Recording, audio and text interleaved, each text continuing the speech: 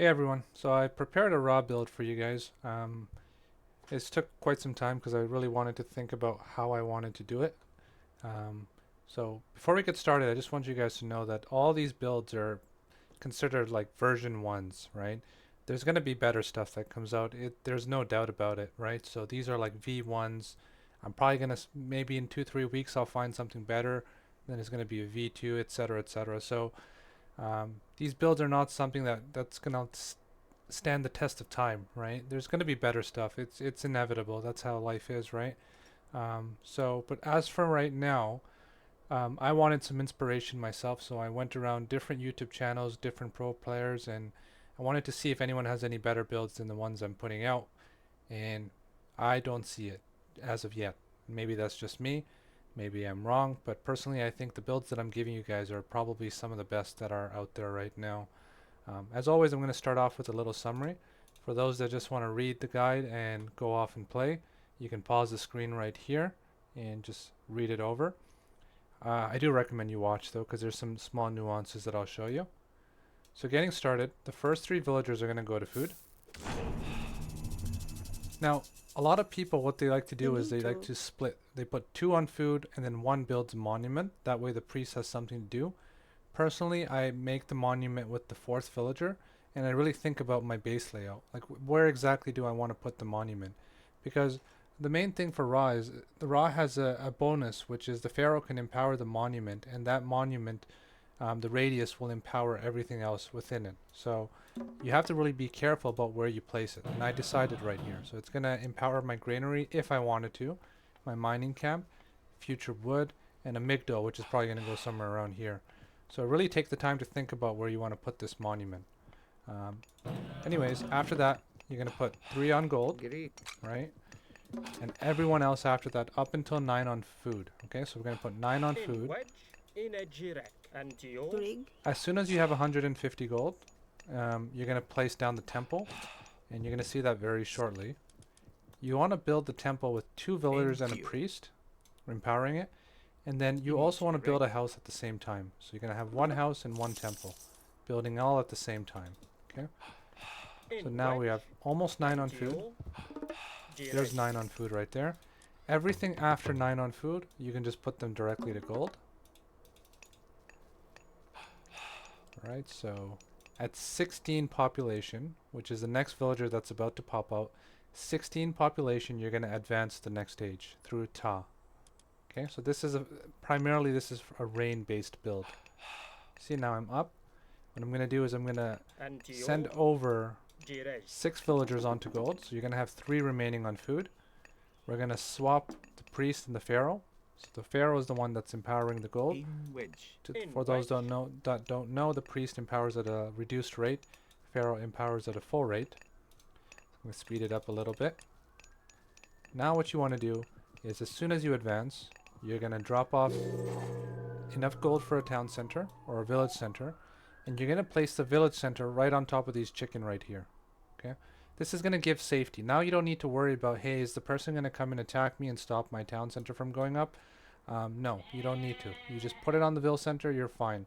You're going to have a reduced vill production rate, but it's going to, when we do rain, it's going to be making up for it. So I would put it down right there. 4 villagers are going to go to wood, which I'm going to put down right there. So let's see how this looks. Of course, the pharaoh is going to empower the Ville Center. Alright, so here we go. Now, all the new villagers that come out, just put them right onto gold. Have them rally directly to gold. These wood villagers, you're going to get pickaxe first, which I'm researching. The second upgrade you're going to get is Shadoof, which is this one here. Okay, so you're going to get pickaxe, then you're going to get Shadoof, then you're going to get husbandry, and then you're going to get plow. After you've gotten all of these upgrades, you're no longer going to need these guys on wood. Take them off, put them back onto gold. Okay, so let's carry on here. Another thing to note as well is these guys are still gathering food. As soon as this giraffe gets low, I would say like 10-15 food left, or you can even let it finish if you want. Take these villagers, take this priest, put it onto the gold mine right over here. You're going to see it very shortly. Okay, so Another thing you need to be doing as well is just take any villager, probably not the wood one, but take a new villager that's constructed, build a house, build an armory, and then just start building more houses going forward. I'd also recommend putting a market down at some point, and I'll show you why in a bit. Okay, so just carrying on. You see I transferred these guys over to gold right here. And you see Shadoof is about to finish as well, right? So it's about to finish. As soon as Shadoof is finished, you want to start building your farms, okay? So we're going to start building our farms all around this town center here. As you notice, by the way, the monument made sure that you don't take into... A farm can be placed here. This is a key real estate right here. You don't want anything blocking this TC and blocking farms from going around it. So that's why make sure your monument spacing is adequate. Alright, so just put some farms around. I would put around 12 to 14 on farms. Here I'm going to put 14, I believe, at some point.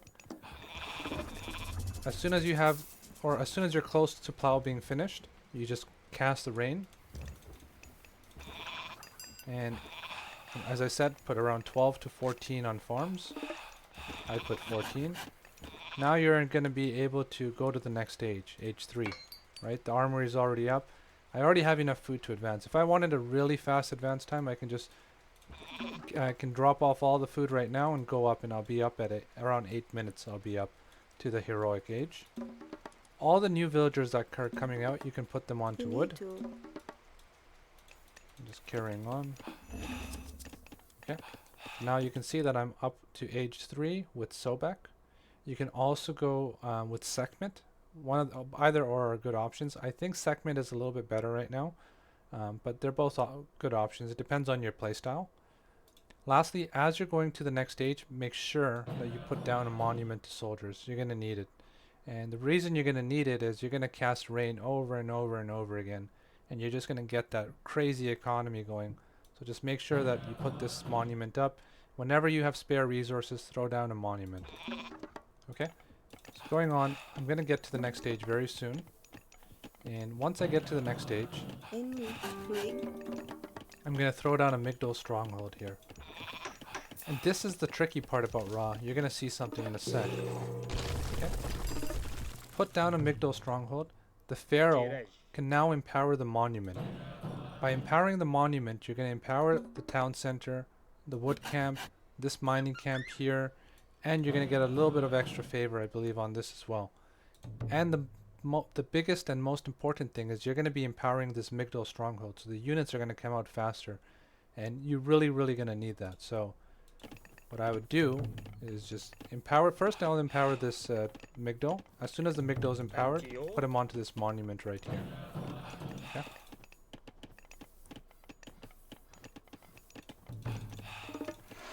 Alright, so empower this. I start making some camels and some chariots. I start raiding around the map, start searching around the map, looking to do damage. Now, the hardest part about Ra is this gold mine is going to end. Right? We spent a lot of money on farms. We spent a lot of money on upgrades. This gold mine is going to end.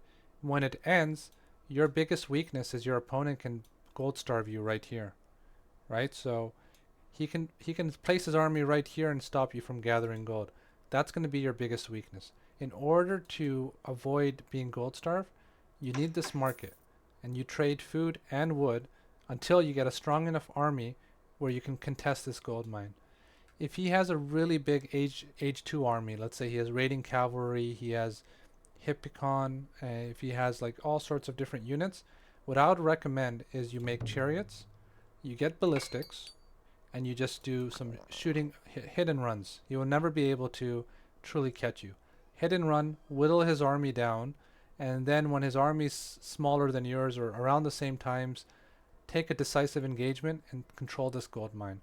Once you control this gold mine, Raw economy is very strong and you can make a lot of things happen. So I showed you guys the build order. I also showed you the follow through here as well. This is one follow through. Another follow through you can do is if you don't feel comfortable with your micro and doing hit and runs with your chariots, you can also make a lot of Raxes in H2 and you can just make a bunch of spearmen, axemen, slingers, try to control the map like that, because you're going to have a solid economy going. You don't need to gather food anywhere outside of the map. So you can also play age 2. You don't have to jump into age 3, right? So those are some great options. Um, yeah, so thank you for watching, guys. I hope you guys can do me a favor and like and sub.